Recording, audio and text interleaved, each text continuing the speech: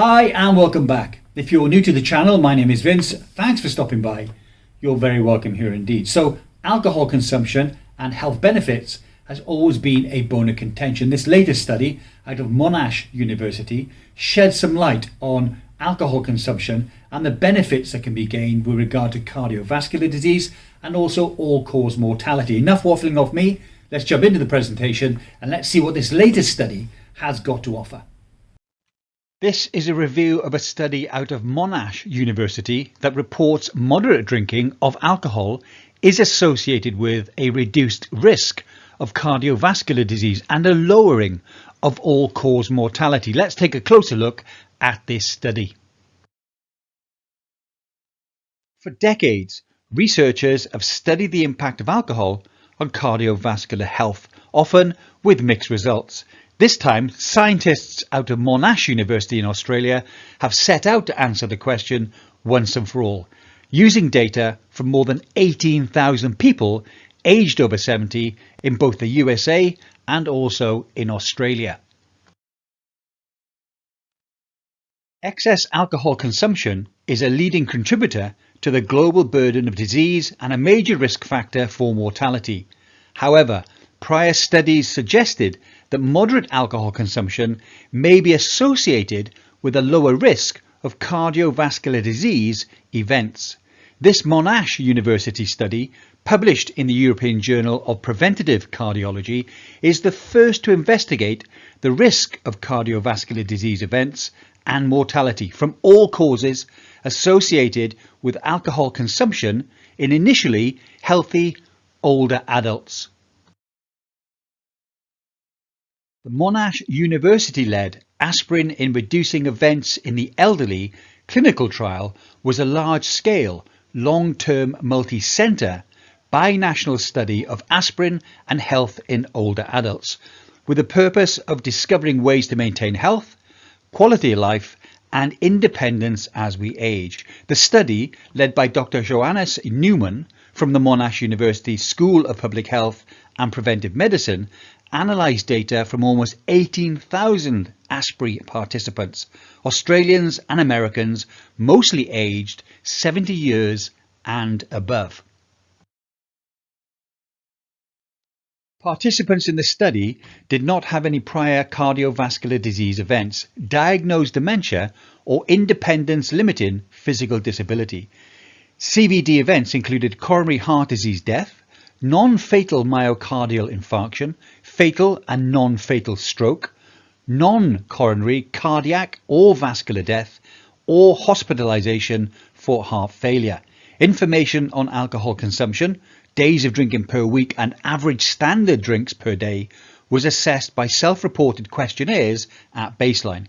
The study excluded former alcohol consumers who may have stopped alcohol consumption for various health reasons, possibly introducing bias from reverse causality.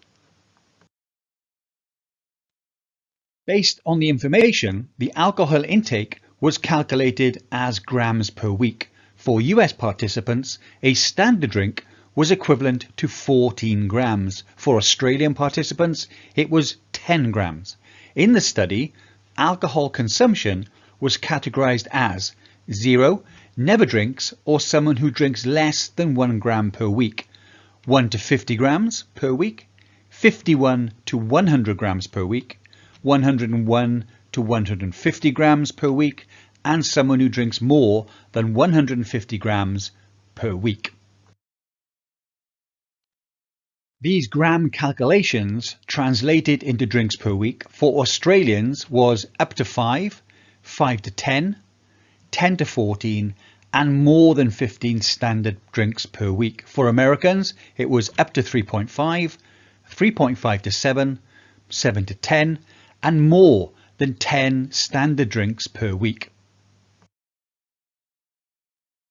Of the almost 18,000 eligible participants with a median age of 74, 57% of the participants were female, with 43.3% of the participants being either current or former smokers, and the mean body mass index of the group was 28.1, which falls into the overweight category, 28.1 is at the top end of overweight, which means a number of the group could well have been obese. The participants of the study reported that 18.6% ingested absolutely no alcohol every week.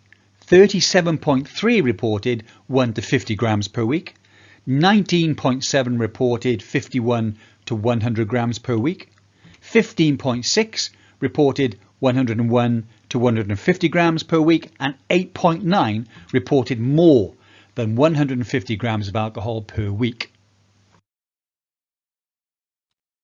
The participants were followed for an average of 4.7 years, and the study found that there was a reduced risk of CVD events for individuals who consumed 51 to 100 grams, 101 to 150 grams, and more than 150 grams per week. And this was compared to the never consuming alcohol group, regardless of gender. Also, the consumption of 51 to 100 grams of alcohol per week was also associated with a reduced risk of all-cause mortality. Lead author Dr. Newman said, "The findings need to be interpreted with caution, as study participants were all initially healthy without any prior CVD or other severe diseases, and may have been more physically and socially active than the wider aging population. Furthermore, prior evidence shows that excess alcohol consumption increases the risk of other chronic diseases such as cancer, liver disease, and pancreatitis."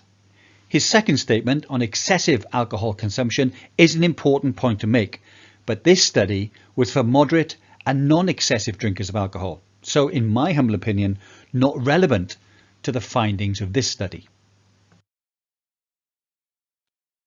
Alcohol must be consumed in moderation for it to yield any health benefits. In simple terms, moderate drinking refers to a balanced level of alcohol intake, so the advantages outweigh the risks. According to the US Department of Agriculture and the 2015-2020 dietary guidelines for Americans, men should not consume more than 1 or 2 drinks of alcohol a day, whereas women should only take 1 alcoholic drink per 24 hours.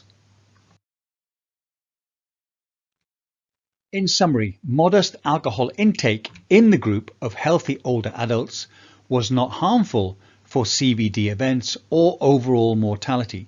According to Dr. Newman, further research is warranted to evaluate causal biological effects of alcohol on health and possible behavioural advantages of social drinking and engagement.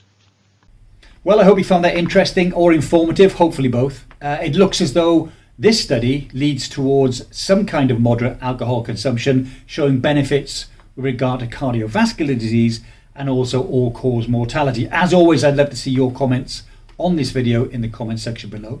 That's it for today. I hope you enjoyed the video. I look forward to seeing you in the next video. As always, please take care, stay safe, and I'll see you soon. Bye for now.